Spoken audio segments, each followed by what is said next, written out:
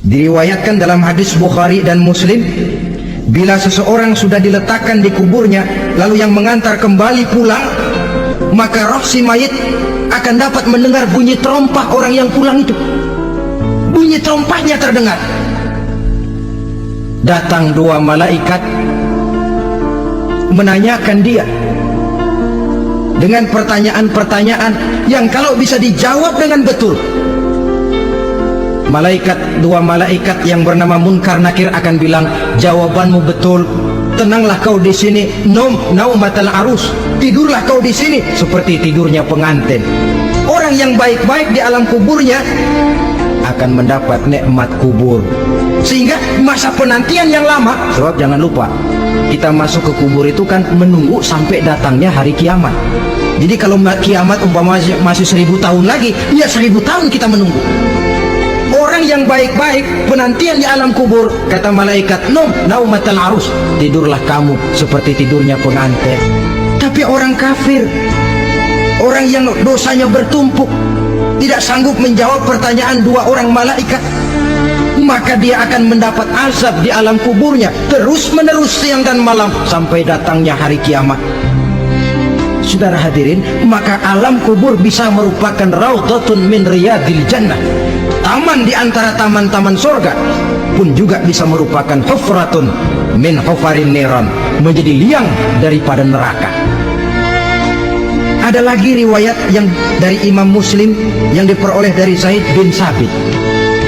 Zaid bin Sabit cerita, satu hari kami bersama Rasulullah SAW berada dalam kebun kepunyaan Bani Najjar. Rasulullah sedang duduk di atas keledai.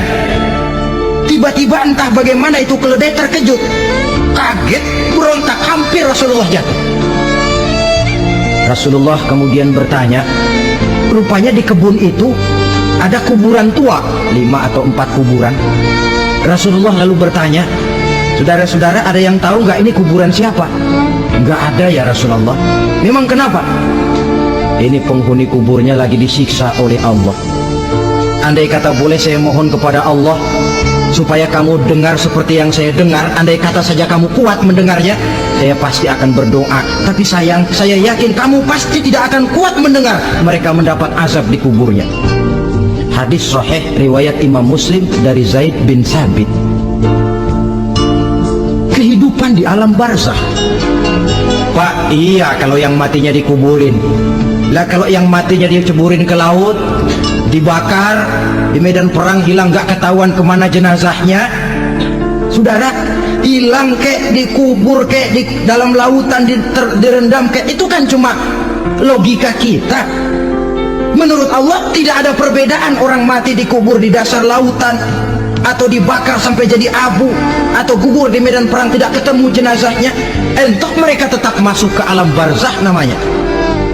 Jasad boleh hancur, tapi roh sebagai sumber kehidupan, pusat kesadaran dan pengertian, dia tetap ada, mengalami kebahagiaan dan kegembiraan, atau mengalami kepedihan dan penderitaan, bergantung kepada amalan yang kita lakukan dalam kehidupan di dunia ini.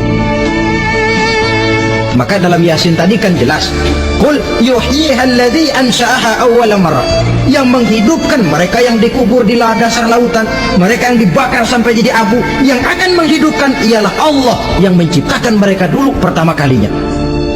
Jadi kalau sudah ada aslinya, ya tentu tidak perlu contoh lagi, akan sangat mudah membuatnya. Orang tua kita, keluarga kita yang sudah berpulang, mereka di alam barzakh sekarang ini bisa mendapat nikmat kubur, bisa mendapat azab kubur, bergantung amalan mereka dalam kehidupan di dunia ini.